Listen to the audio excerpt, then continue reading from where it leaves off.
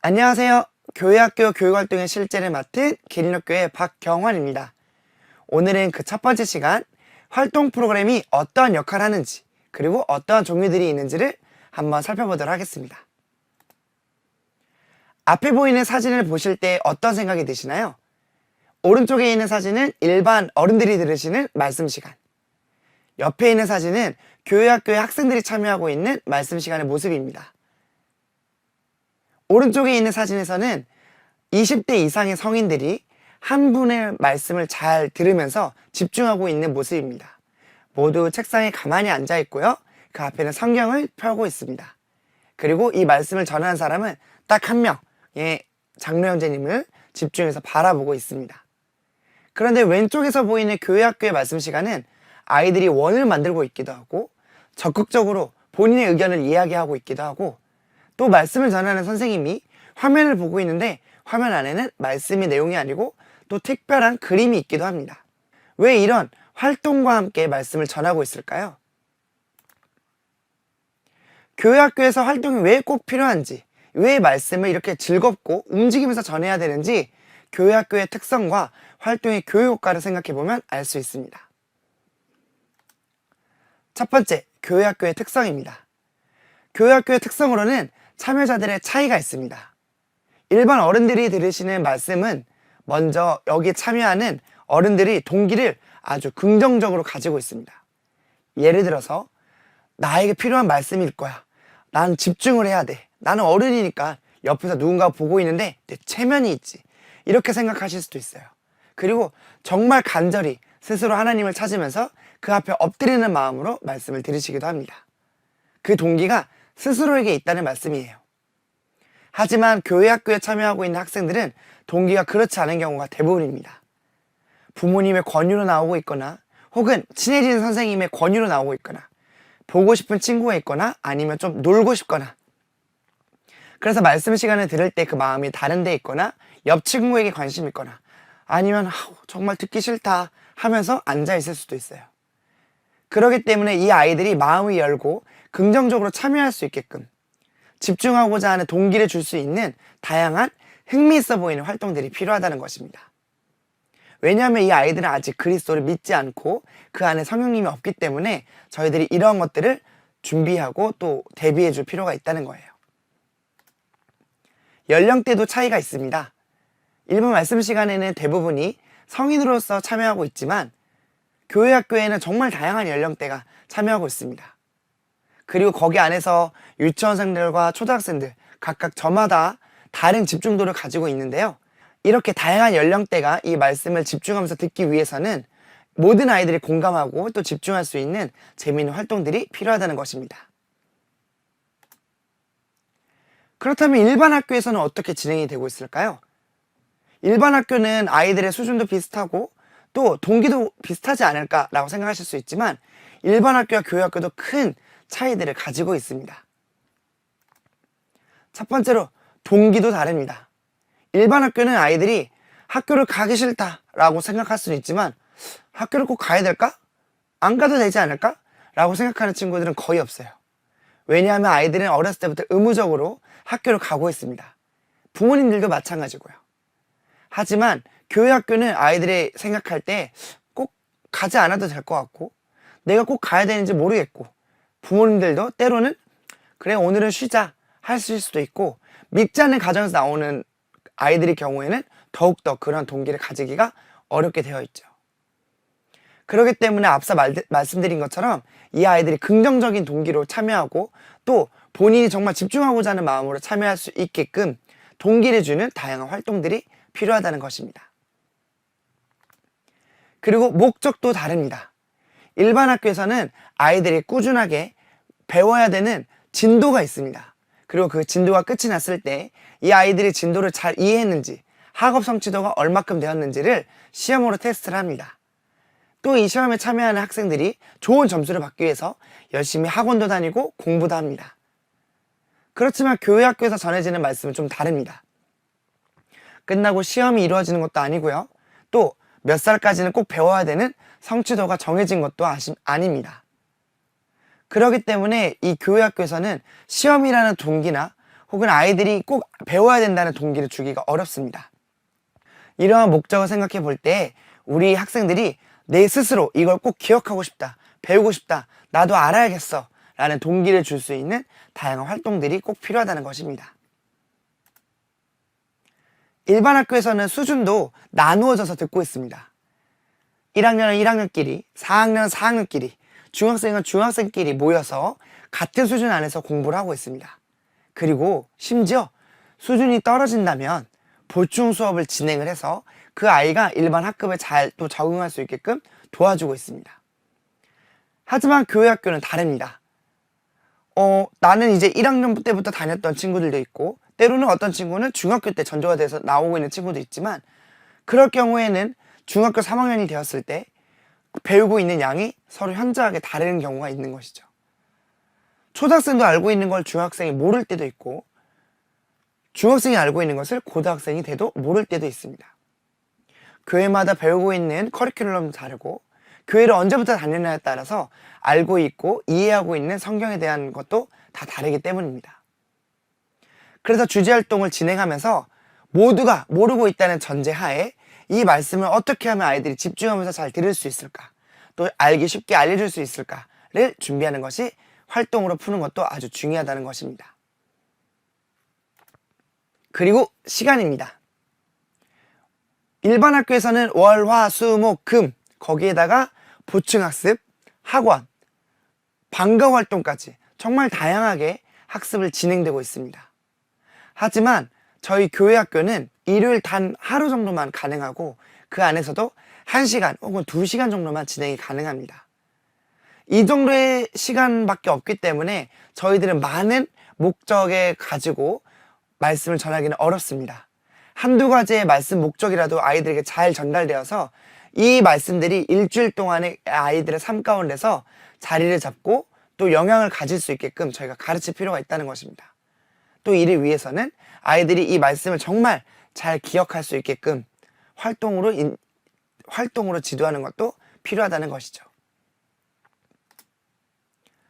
그리고 교회 학교의 특성은 일반 학교에 비교해서도 사실 활동이 현저히 부족합니다. 요즘에 일반 학교에서는 활동 교육이 얼마나 중요한지를 잘 인지하고 있기 때문에 정규 수업 시간 안에서도 토의, 관찰, 또 밖에 나가서 여러 가지의 공간에서 만나보고 생각해 볼 수 있게끔 교육 활동이 정말 다양하게 이루어지고 있습니다.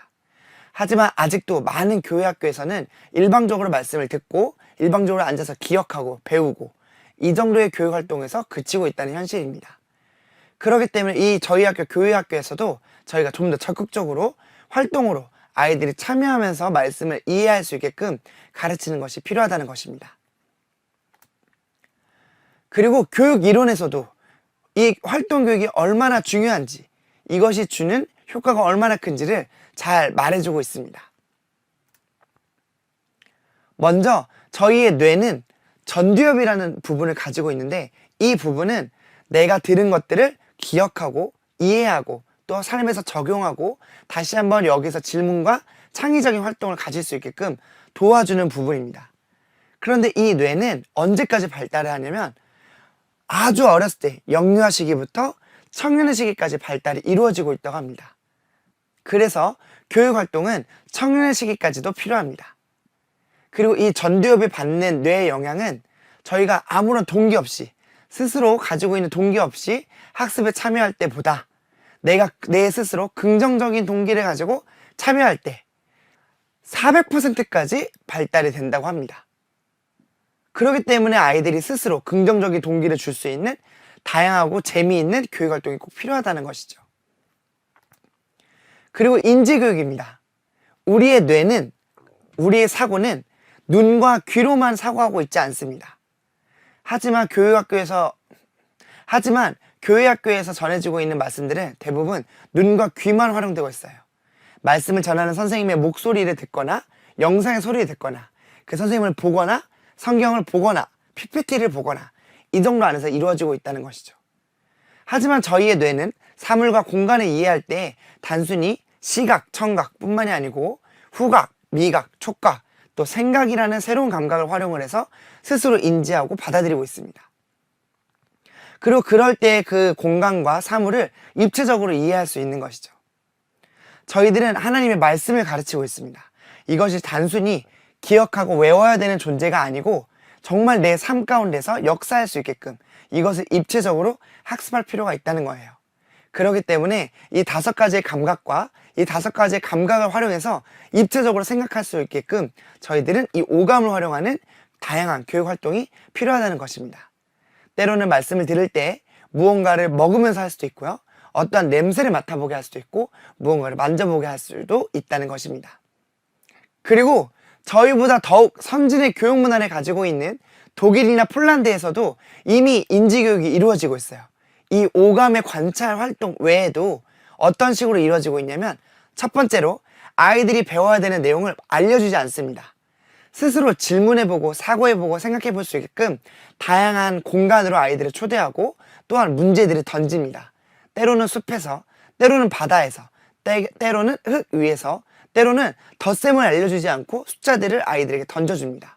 그리고 아이들 스스로 그 공간에서 받은 질문을 내가 스스로 사고하고 고민해보고 답을 내려볼 수 있게끔 합니다.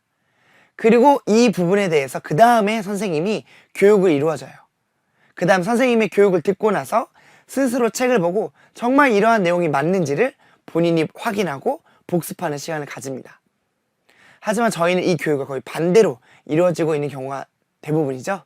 그렇기 때문에 저희 교회학교에서도 꼭 교육활동이 필요하다는 것입니다.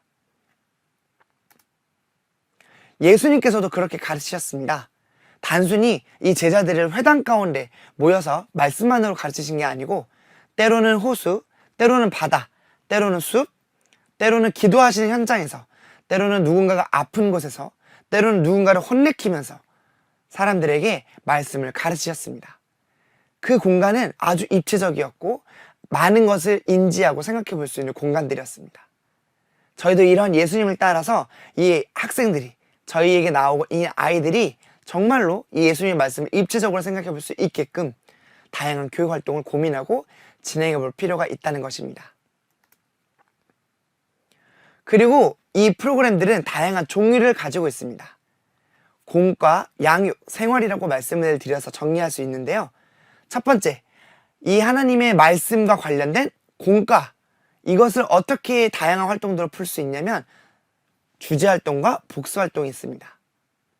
이 주제에 대해서 다양하게 생각해 볼 수 있게끔 도와주는 것이 주제활동.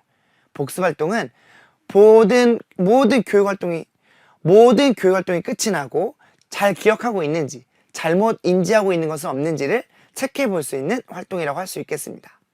이 주제활동에 대해서는 제가 이제 앞으로 계속해서 더욱더 깊이 있게 말씀을 드릴 예정이고요.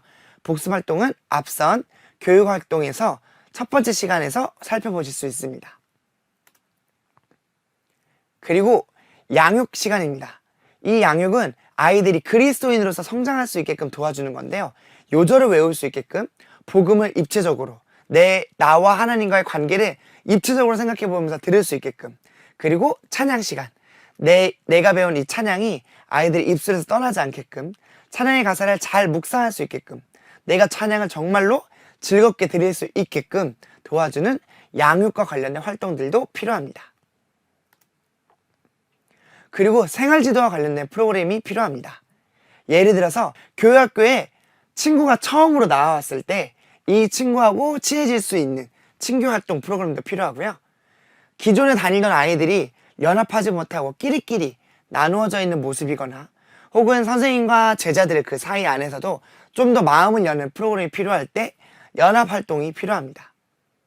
그리고 소그룹, 전체 프로그램 안에서 아이들을 다룰 수도 있지만 우리 분반이 가지고 있는 어떤 고유한 문제 혹은 분반이 좀 더 깊이 있게 생각해 볼 공과의 주제 혹은 분반이 가지고 이 아이들에게 특별하게 진행해 볼 다양한 양육적인 주제를 가지고도 활동 프로그램들을 할 수 있습니다. 전체적인 활동을 진행할 때와 소그룹의 활동을 진행할 때 그 방식이 다른데요. 이 부분에 대해서도 제가 다음 시간들을 통하여서 계속해서 말씀을 드릴 예정입니다. 그리고 이렇게 활동들이 진행할 때 저희가 꼭 주의해야 되는 점을 4가지 정도로 정리해 볼 수 있겠습니다. 첫 번째로는 목적. 너무 많은 목적을 가져서는 안 됩니다. 왜냐하면 활동이 진행할 때는 아이들이 움직이기도 하고 때로는 게임에 참여하고 있기도 하고 혹은 그 활동 안에서 어떠한 새로운 질문을 던져주기도 합니다. 이런 것들을 생각하느라 바쁜데 거기에 공과 주제를 여러 가지를 넣어서 아이들과 활동을 한다면 아이들은 이 두 마리 토끼 모두를 놓칠 수도 있어요. 그렇기 때문에 아이들이 생각해 볼 수 있는 목적을 꼭 한 가지 혹은 두 가지의 주제 안에서 정리해 보면서 진행해 볼 필요가 있습니다. 그리고 진행인데요. 이게 무슨 말이냐면 우리 아이들이 게임으로 참여하거나 혹은 새로운 활동에 참여하는 거기 때문에 내가 어떻게 행동해야 되는지 잘 모르고 있어요. 그렇기 때문에 이 아이들이 어떻게 참여해야 되는지를 설명할 수 있는 진행에 대해서 연습을 하시고 이 아이들이 여러 가지 활동 가운데서 여러 가지 활동의 안에서 돌발적인 행동을 하지 않게끔 규칙들도 필요합니다. 그리고 생각, 아이들이 활동이 끝나갈 때쯤 이 활동이 나에게 어떠한 주제를 던져주고 있는지, 나는 어떠한지를 아이들이 생각하고 적용해 볼 수 있는 시간을 주는 것이 필요합니다.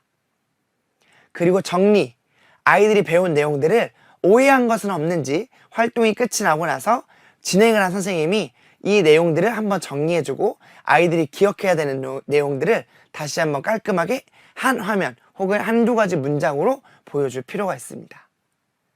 이러한 점들을 또 어떻게 저희들이 정말 이 활동 안에서 풀어볼 수 있는지 제가 다음 시간들을 통하여서 계속해서 말씀드릴 예정입니다. 오늘은 첫 번째, 활동 프로그램이 얼마나 중요한지, 그리고 어떠한 역할들을 하는지, 그리고 어떠한 종류들이 있는지, 주의사항은 무엇인지를 말씀드렸습니다. 이제 앞으로는 이 활동들을 어떻게 계획하고 어떻게 진행하는지, 또한 주의할 부분이 어떤 것들이 있는지를 좀 더 구체적으로 살펴보는 시간들을 가지도록 하겠습니다. 첫 번째 강의는 이상으로 마치도록 하겠습니다. 감사합니다.